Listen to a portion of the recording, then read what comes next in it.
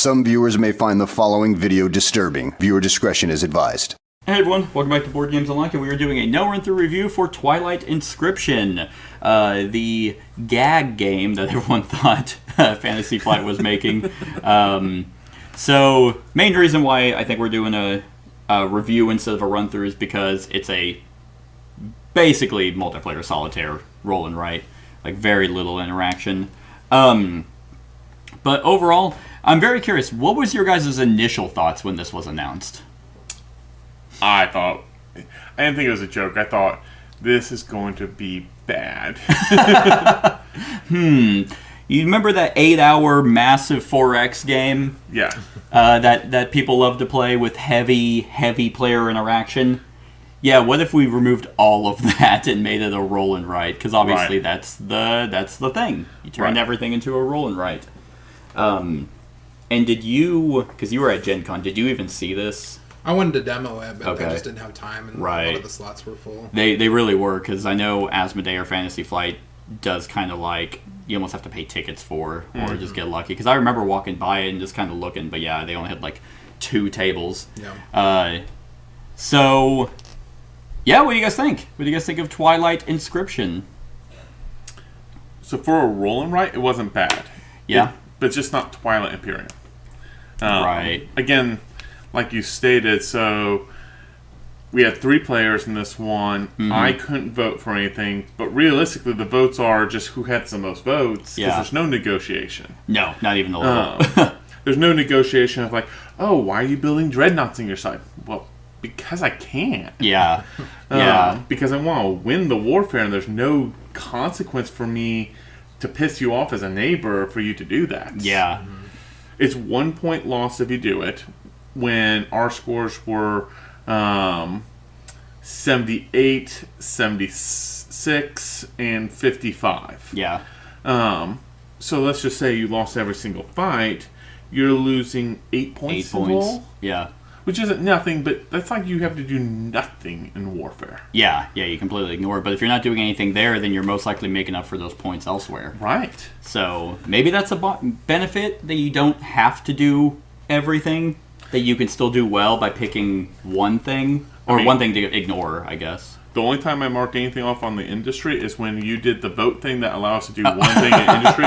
I never touched it. And you're like, and that's where all my points came from. Like, that's my heaviest points in terms of with the objective and with that.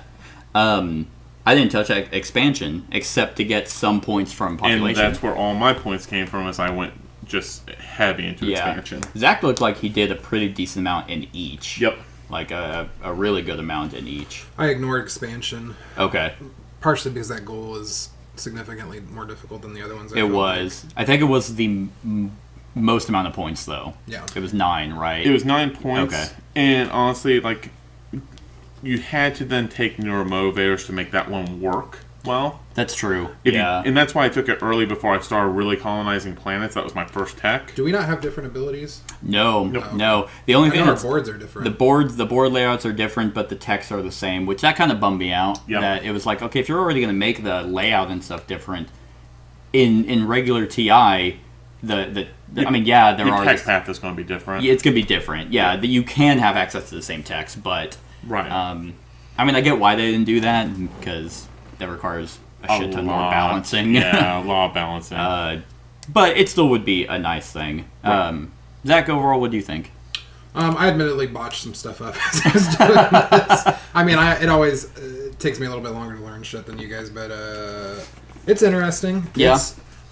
I like it slightly less than I thought I would when I was reading the rules. I was like, oh, this is going to be like fucking great. Yeah. I like roll and writes. I like complex roll and writes. Mm-hmm. Well, I like simple roll and writes, and I constantly am like, this could be more complex, and there could be more going on. I haven't played Hadrian's Wall, so I don't really know. Yeah, I was going to say, well, there you go. Try that one. Yeah. But you're not a solo gamer either, and Hadrian's Wall is like definitely like solo. Yeah, I just realized recently that was a solo game. I think it's good. I think it would be a lot better if it was a little bit more organized. This is okay with Chaos, the navigation track, because you're drawing a line from space to space, but we played a lot of Lacerda games. Like you're doing a thing over here to do a thing over here, but his mechanisms, once you learn them, lock together really well. These just kind of seem like wishy-washy a little bit. Yeah, Yep. it's like I get kind of where they were going with the 4 sheets. I feel like it's the best they could have done. Yeah. In terms of trying to still keep it relatively still Twilight Imperium. Right. Obviously making it a roll and write, but yeah, it's still a little messier than what you want out of a heavier kind of roll and write experience. Because, I mean, just the sheer simplicity of like, oh, I did this and now I've unlocked this specialty asset. But there's no way of you really getting a reminder of all the resources you have. So then it's like, I mean, later on you're like, oh my god, that's been available to me the whole time. And not just that. So I just literally counted.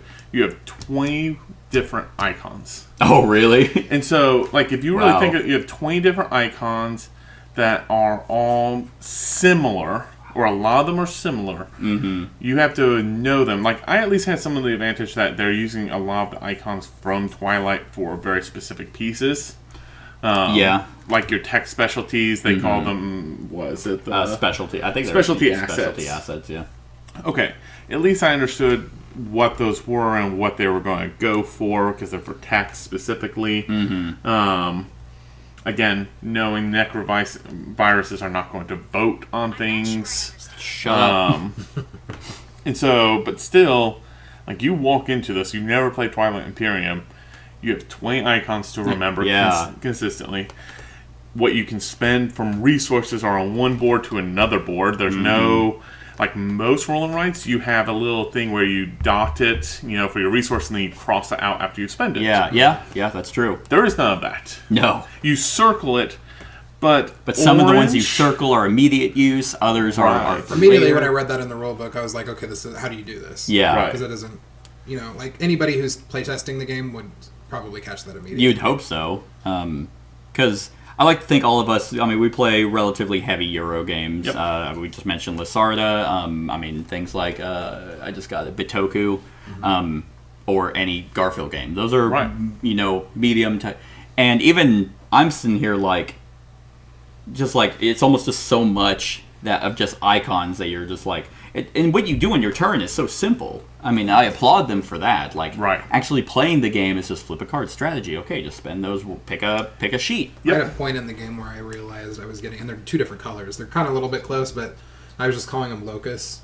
But Oh. there's the one that looks kind of like wings, and I realized there's 2 that look like locusts. There's that one, which is population, and then there's the other one that's That's the red for the tech. dreadnoughts, which looks like kind of like wings. So I was like, oh fuck, I think I got those mixed up halfway Yeah. through the game. Yeah, well, I mean, because it's like information overload or symbol overload whenever you have what to spend on the card, and then you just roll all these dice, and then it's like, okay, like, because I almost wanted to just take these and be like, okay, it's my, like, let me go, and just be like, I use that. And yeah, you have the resource tracker, but that's even just more Honestly, monotonous to just dot that. Right, because I almost did that where I would just group them. So all the symbols, because there's Yeah. only 3 symbols, right, on the dice. So you literally just, like, the pink die and anything that's combined with the black, that's one pool. Yeah, but the problem with that is not everyone can use the pink die. Yeah, but anybody who has still knows Sure. that those are the ones you have available. Yeah, Because everyone knows you have all 3 blacks. right. But yeah, it's super... It's like, I guess fiddly would be the best word for it. And then, yeah, it's kind of like one of those... The problem that I have with roll and writes is usually they're not very expansive. Like, you kind of play them a few times, and then you're like, okay, yeah, like... Yeah, the randomness is, of course, how the dice roll, but still what I do is virtually the same. Right. And they've kind of alleviated that a little bit with all the factions are in the game. Right. I think they do a pretty good job of being like, this is what this faction is like in the main game. And then your objectives are going to be a little bit different, but it's still more or less warfare is asset based. The industry is scrap stuff, so there's not a lot for me to be coming back to just really circle and cross off the same stuff. Yeah. Right. So I'm very curious because I know this was on, because at this time it's almost the end of 2022. This was on a lot of people's like surprise games, Right. and I have not yet seen it on anyone's best of the year. And I wonder if it's on everyone's... I guess it makes sense it's on their surprise games, considering the fact that everyone just expected this to be trash. Mm-hmm. Yep. And I don't think it's trash. Nope. Like, I don't... I think it's a adequate... It's a decent roll and write. Yeah. It's not a roll and write that I'm going... It's not the roll and write I'm going to pick if I have one roll and write in my collection. Yeah. But if someone were to say, hey, let's play Twilight Inscription, and that's what everybody want to play, I wouldn't say no to it. Yeah, unless they're like, hey, we need an 8th. Yeah. I'd be like, okay, you can... You're like, fuck off. But at the same time, like, because you are so independent... Like, Yeah. I guess the only thing is if someone is taking a long time spending their resources is the only thing that slows it down. But I guess so. I can see teaching this to more I than I one or wouldn't two want- people. yeah, no. You basically shouldn't just play. You shouldn't play. Yeah. You should Yeah. just sit behind them and teach them the entire thing because they're going to make mistakes. Like, 8 players Exactly. is for people who've played this 3-4 times. Right. Yeah. And they have enough concept of it down that turns take 5 minutes around, maybe 7 minutes around, and that's it. Yeah. I mean, especially, I guess since it is so independent, it might feel like an 8-player game or a 7-player game of 7 Wonders. Right. Just because you're only ever focused of the people to the immediate Left and left and right. right. So Yep. the only interaction in this entire game is warfare. Right. And it's just 7. What do you have? 4? All right, I won that. Okay, you have 15. I have 3. You won that. All right. And most of the war for me was if you guys have 1, you beat me. Right. Like I only fought in like the first or the second and fourth wars, but that's it. Yeah. And my faction was big on the council stuff. That's my least favorite part. Like of this entire game. Like And I'll say I kind of ignored it. Every time you guys went to a vote, I was like, okay, what am I doing on my next yeah, turn? because you're the necrovirus, so you're like I can't vote. I didn't even really pay attention to what they were. Yeah. Well, so it's like you have a pass and fail, and you check which one you want to pass, and then you put in a number of votes. But like some of them are just, both of them are like bad. Right. Like, But there are those agendas that are just kind of bad agendas. yeah. Or always seem to hit when it's a bad time for Yeah, everybody. but at least for But- the most part in the actual original game, it's like, pick a person, or, Yes. ooh, this is really good for me. I guess the very last one was, I guess the reason my faction ability came in, because that allowed me to get the objective, which got me a bunch of points. But otherwise, it's kind of like for this one, the technology embargo. The player who casts the most votes chooses a technology on navigation. All players cross out that technology. It's like, well, if I'm going to spend... The only benefit of wanting to win that is because then you get to pick the tech. Right. But it's like, to me, I almost want it to be like, all other players Right. lose it. You still get it. It's like, well, I voted for it. I don't know. Nope, I agree. It felt... The voting felt weird. Yeah, and it's For even no worse. player It's even interaction. worse in a two-player game. I wonder if it feel better in like a 4-6 player game. Because there's just more votes, and so now you might be able to know. There are more votes, but again, it's not like you're really incentivized just to hold on to it until like the last vote. yeah, Because then you can at least ensure that you're going to win one of them. yeah, exactly. Because it's just like, I mean, that ended up being the best one. So Right. yeah, maybe.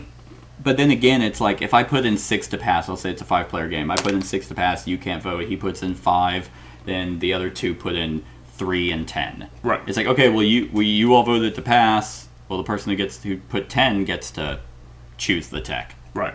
Okay, woo! We did all that work just to cross out a tech. I don't know, and just the fact that there is 0 negotiation. Like, at all. Like, no, not even close to incentivizing. Because it's like, hey, will you vote pass for this? Why? Like, we don't get anything. You can't give me anything to vote a certain way. I can't threaten you. I can't be like, oh boy, like, if you don't vote pass, then I'm going to go heavy in war. And oh no, I lose a point. And the thing is, like, all I have to do is beat you by 1. Like, because I think I beat someone by like 10. I took You beat me by 10 at by the 10 end. at 1, and it's like, so there's 10 points of value that I didn't need. I needed 1 Yeah. to beat you. Yeah. And it's so overwhelming. And so any resource that you spent there is like, well, if I could have done this and got more points over here, because all I got to do is beat you by 1. You just need 1 infantry. Yeah, in fact, there was one where I was like, hey, Zach, just literally, because you had the tech that let you spend resources, or the relic, and it's like, yeah, just drop an infantry. You'll beat me. Did you guys play with the other side at any point? Because the other no, side because the other side, does it have asymmetric abilities too? In terms of like the techs, yeah, they're the same techs on both sides. Oh, yeah. The only thing that changes is just the symbols are in the same spot for everyone. Yeah.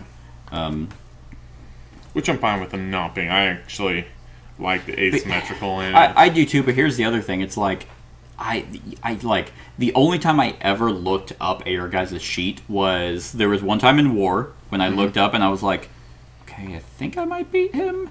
And I did, by 1. I think you had 9, I had 10. But then, or whenever I won the tech, and I was like, oh, who might want to use one of these? Oh, none of us have done any of that? All right. But then there was another one that was like, where was it? Oh, automated worker ban. On expansion, each player crosses out 4 unclaimed population assets. I looked up, and then I was like, okay, well, he's not going expansion, neither am I, and you already got them all. So I couldn't like screw over anyone in this anyway. Right. I guess theoretically I could have. If I saw you might have gotten some, then I could be like, ah, ha, ha. Right. But I had gotten a pretty good chunk. Yeah, and so it's like, okay. But then that's each player. And I wanted population as well. So it's like, why am I voting so much to fuck myself over as well? Right. It's just, I feel like that's the one that's really lacking. That could have really had some meat to it. yeah. Especially when that's probably the biggest joy of Twilight Imperium is the In my negotiation. opinion. I mean, some people probably really love warfare, and they're like, I don't want to negotiate, I want to kill you. Like, right. it's like, So play Risk. yeah. It's like, okay, yeah, I mean, you can do that. We're going to negotiate and combine our armies to fight you because you're a dick. Well, I mean, and that's my thing. Is like, you can play TI as Risk, but you're kind of losing the spirit of what TI is. You could just play Risk because a lot of people's complaint is, well, it comes down to dice rolls. Well, yeah, if you are terrible at negotiating. Yeah. Yeah. I mean, probably the most exciting part of this entire game were the relics. Yeah. I thought the relics were super cool. The relics were super cool, especially like when I got the War Sun. And you're like, Yeah. what I'm on like, really? earth? But then again, it's like, you got it. I'm like, oh, that's cool. Anyway, so I'm going to lose a point. That's like, no point competing. Yeah, or have fun with your red tech or your red specialty note or whatever you got. Yeah, Maybe the it's red a red die. special die. Okay. I mean, there's one in here, like Tyrant's Lament, that during a war event you get to deploy that thing, and the anomalies don't block it. It's like, oh, that's neat. It's still worth 4 points. Right. So my question, I guess, for both of you, with TI being your favorite game and you never playing it, do you think that this theme hurts it? Like, do you think that they should have just went with literally anything else? Did it make you want to play TI? Well, I played Rex, and Oh yeah, I forgot that was it. Wasn't it like the Dune? Mm-hmm. Yeah. Okay. it's they probably the reason they named it this is they wanted to mark it off of Twilight Imperium. Yeah, and right. like just have part of that name in there, but they would have done better because the people who are buying it are already familiar with the property, so it would have been better if they changed the name. If you have a fucking lion on the front of the box, everybody recognizes Twilight Imperium. Yeah. Just call it something else. Yeah. And then people won't be like, oh, this is Twilight Imperium in Roll and Write. That's not what it is. It's a Yeah. Roll and Write. That imitates some of the things that I assume are in Twilight. Yeah, the closest thing I think it imitates is like, yes, this is 4X, so each Right. of these is part of that, and then the faction powers. Right. That's Asymmetrical faction powers and 4X game. Yeah. But I like high sci-fi stuff. Yeah. I haven't played Yeah. Twilight. I think the factions are cool. They don't The really do universe much. is really cool. I know, I don't think they've done it for 4. They probably have, but at least in 3, all the expansions had like a lore book, and I would read Oh, those, and that I'm like, oh my god, this is like super intense. And they're now putting out, with the codexes, there's like an 8-page lore for each one. Oh, okay. They now have books with lore. Okay. Like actual novels. Neat. And they're doing a role-playing game. here soon. Oh, okay. That could be super cool. Yeah. That would be kind of hard, though. That's definitely for the fans. It is That's a definitely very for- niche, because it's like, you're at that point, you're almost competing with Starfinder.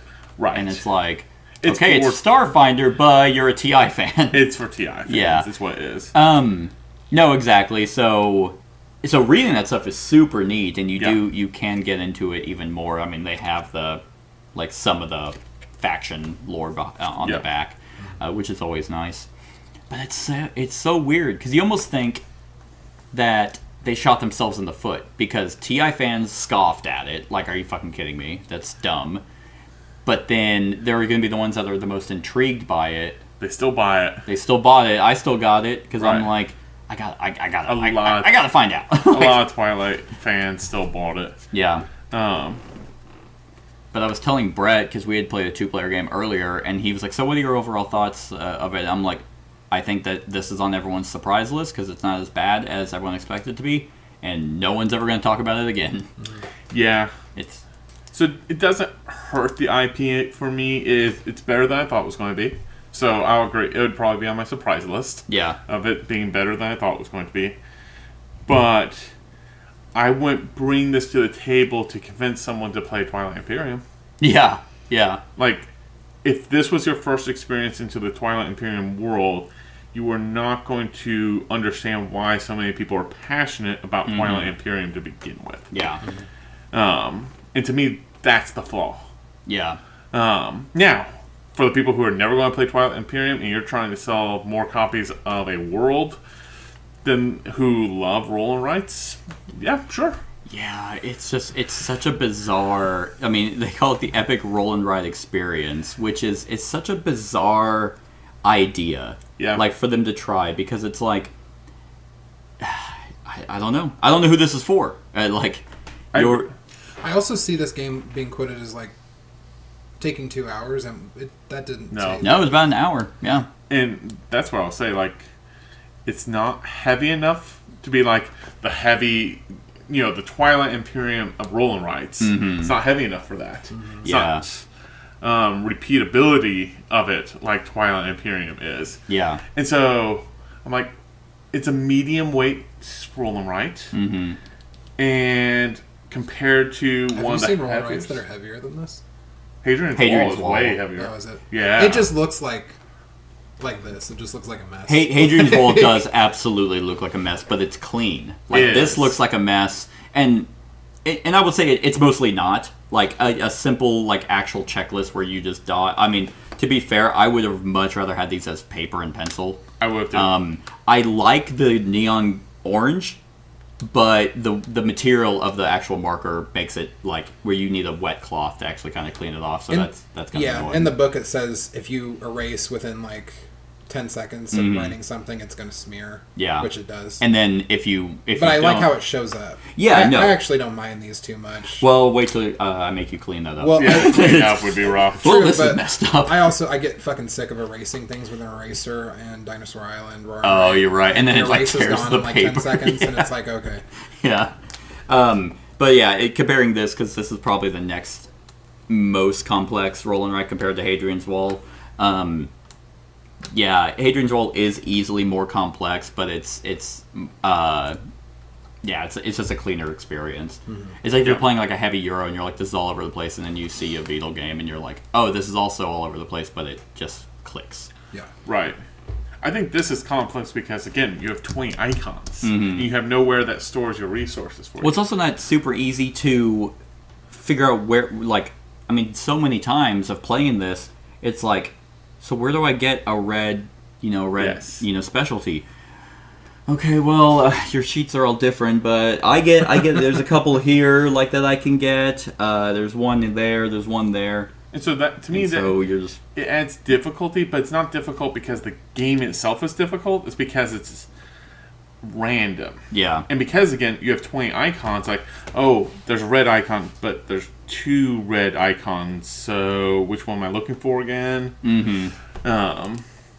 What's also kind of interesting is the structure of a turn is like you flip a card over, and if it's a strategy card, then you activate a sheet because you can. I mean, thank God, like Brett's idea was he didn't like the fact that you had to commit to a sheet, and I'm like, this game would be a clusterfuck if it was just, yeah, all of them. Like, here are your resources. You can do any of them. 100% agree. And I'm like, no, I actually like picking the sheet. What is weird is that you spend those card icons, and then you get to see what your die rolls are. Right. That's kind of bizarre to me. But I didn't hate it. I didn't hate it. I thought I would. Yeah, I thought it was going to be like, great! I didn't get a single... But it's like, I mean, you have trade goods. Like, I feel like rolling the dice was kind of like unnecessary because I almost always got what I wanted. Or close enough. Or close to that it's like, oh, okay. Because you can always just pick the same one. It's like, Right. yeah, I'll do industry every single time. I realized multiple points throughout the game. Like, I know I spent stuff on a space dock, and I never... Oh, you never circled to get the never green used die? It. Yeah. Like, I unlocked some stuff up here, never used it. Like, I think I got everything on here, but it's just, it's so easy to get lost in, like, the mess of it. Exactly. I think if you play it on repeated plays, it would be a lot easier. Right. But Like, it is messy. yeah. I mean, it is quick. Like, It is quick. because especially the longest part is when you're spending resources. But the next one's like production. Oh, okay, I have 6 trade goods. Do done. Right. Oh, okay, council. All right, I vote there. And then war. It's just you just add it up. So, again, not bad. I just did my top 5 surprise games yesterday. I'm trying to think if this would make it on there. Maybe. Because that's a hard list. Because it's like, yeah, it's surprised that it's not trash, but it's like, does it still warrant being on that list? Because do I like it better than the other 5 that I had on there? Maybe not. But I don't know. You guys got anything else? Any other negatives? Any other positives? I would say do not ever play this with 2. I thought the AI was actually kind of worse, especially for the voting. Somehow this was still better than the AI voting. When I see this box for sale, it has a package of dice that's in the plastic on the outside of it. Did your copy come with that? Plastic. So the box has like plastic, like cellophane around it, and then there's like shrink wrap, and then there's dice like underneath the shrink wrap. It looks like an expansion. Did your dice come in the Yeah, box? my dice came in the box. I don't know what that is. I don't know if they forgot to put the dice in the box. Because every copy that you see at a store, literally, it's like those 6 dice, and it's in a package, and it's like inside of the shrink wrap, inside of the box. It would fit in the box. So I don't... No, the box, I mean, it does your typical trench Fantasy Flight insert, but it actually works really well here because it's so condensed. Yeah. Like, God, that'd be so funny if someone's reading it and they're like, maybe it's a new type of roll and write. Maybe you pretend. Like, where are the dice? You got to provide your own. And they have these chunky ass seasons dice that it's like I hate them. Like I hate them in seasons, and I don't because it's like I'm the speaker and my hands aren't big enough to roll these 6 massive dice. So if you had 8 people around that table, you want to be able to see it Oh, all. I know. Yeah. They're there. It's a small footprint game as well. Yeah. Like, I don't know. It's a game that's been made that It's a game. that is not as bad as literally everyone thought it was gonna be. Yeah. Scale of 1 to 10, what would you give it? So I'm on the fence because, like, I think on one end, I think on repeated plays, it'd get boring. I think with a little bit more players than we played with, it'd be more interesting, like 5. So, like, on the upside, I'm kind of in between, like, a 6 and a 7. Right. Maybe right. a 6.5. Yeah. I hate to rate it that because, like, I could see this being interesting, especially with voting, but being a little bit more interesting with more players, but also it might get dry after, like, 3 or 4 plays, like you mentioned. Yeah, it's on that cusp of, like, I don't feel like I'm just going through the motions, but I'm not really challenged in, like, what I'm doing. So it's like if someone would be like, hey, do you want to play? I'd probably cap it at 4, maybe 5, because it probably won't take as long, same amount of time probably. But it's like, well, yeah, I guess we can just sit around the table and not talk to each other. Like we don't have to do this. This game I feel like could be a potential high 7 or an 8 if they had included negotiation, if they had included player interaction in any meaningful way. And the decisions were more interesting. Exactly, where it's like where you can trade goods, where you can do something for someone if they actually had higher ways of war. I see why they didn't do that, because then you're taken away from the actual roll and write experience. Because like when you first mentioned it, I thought, which doesn't make any sense, as I mentioned, but like if you voted the highest in yes, you got one result, and you voted the highest in no, you got one result. And right. Like, that'd be if you were voting on certain topics, yay or nay on their own. Yeah.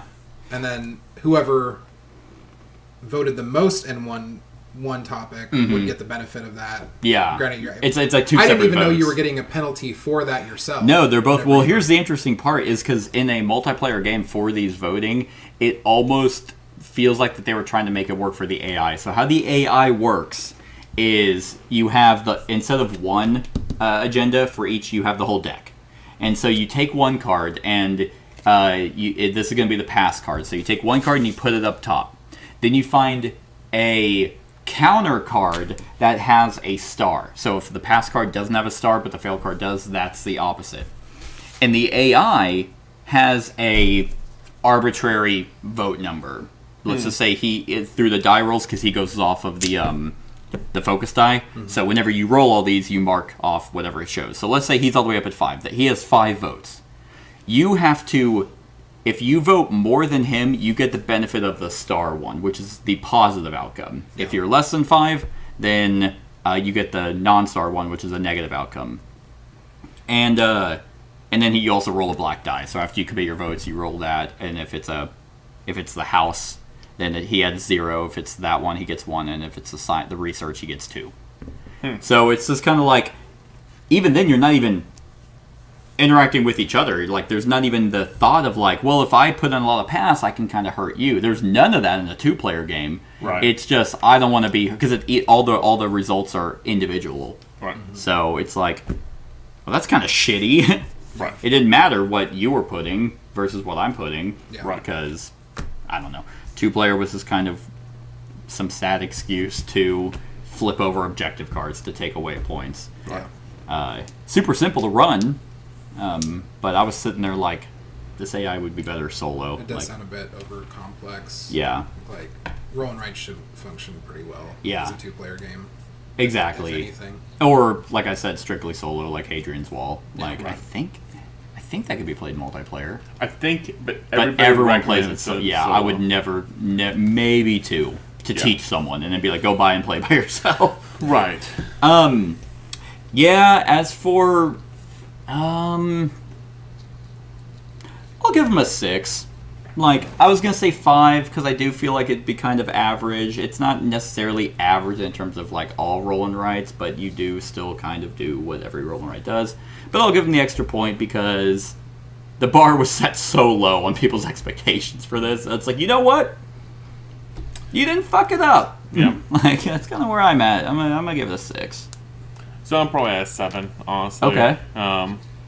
Again, probably I'm bumping up to a 7 because they didn't fuck you up. Could have been way, way worse. Yeah. I remember when it was announced and everybody was still a little bit like, is this a joke? Yeah. Well, wasn't there like, because they like hyped it up as like some massive TI news or something, right? Well, so it's for the 2020 or the 25-year anniversary, but it had been like rumored last year on April 1st. Okay. And so again, everybody was On like, April 1st. So Dane has this whole thing where 3 years ago on April 1st was when he announced Prophecy of Kings, the expansion. The one that expansion. everybody's been waiting for years for. And everybody's like, so is this real? It's like, I don't know. I'm a naughty little boy. And so, like, That's where you gotta throw in some random, like, every troll year. stuff. Right. Into He it. does. Oh, does he? He trolls Twitter constantly for that kind of stuff, especially. So you can never truly believe anything and not believe it on April 1st with him because he just trolls people for it and he loves it. That's so funny. Which is, I mean, kind of great. Yeah. Is he the original designer? Or is he? No, I assume he took it over. Oh, okay. Christian. Where's the second expansion? I guess he's like Waiting on 60 now. Well, so that's what the codexes are. So Oh, he puts that's out right. basically print and play expansions that you can choose to put in or not for Oh, free. that's right. Because you printed off some stuff, didn't you? Yeah, now they have another company. They basically have farmed it out, so I've been buying it from them now. But yeah, and he does updates like where he thinks if something is overpowered, his view has always been, that's great, I love something that's overpowered. It's only if nobody's using an item does he go in and try and improve it. Gotcha. Which I think is great, because again, this game is meant to be played with lots of people with Twilight Imperium. Yeah. That's the balance of it is. If someone's overpowered or someone's better than the rest of the table, gang up on him. Yeah.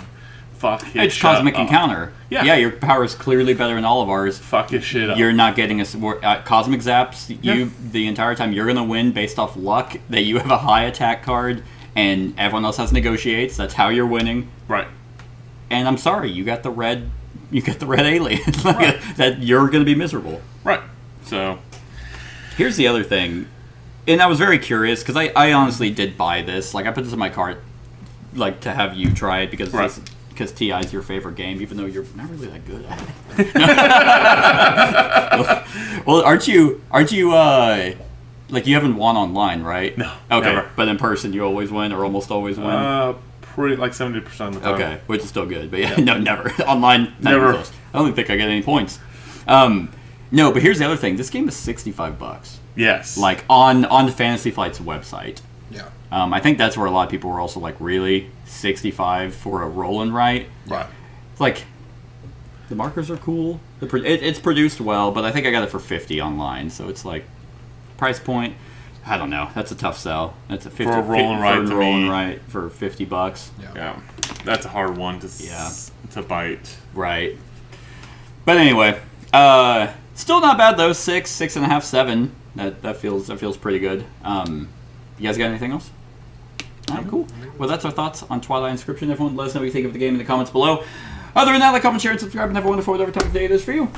Hey everyone, thank you for watching, and I really hope that you enjoyed the video. If you would like to see more of my content, go ahead and click that subscribe button and the bell to be notified whenever I upload any new content. If you feel like supporting the channel, you can go ahead and click that Patreon link to be taken to my Patreon, and any help is truly appreciated. Other than that, stick around for any other run-throughs or reviews or cool top 10s or whatever I feel like putting on. Other than that, like, comment, share, and subscribe, and have a wonderful whatever time of day it is for you.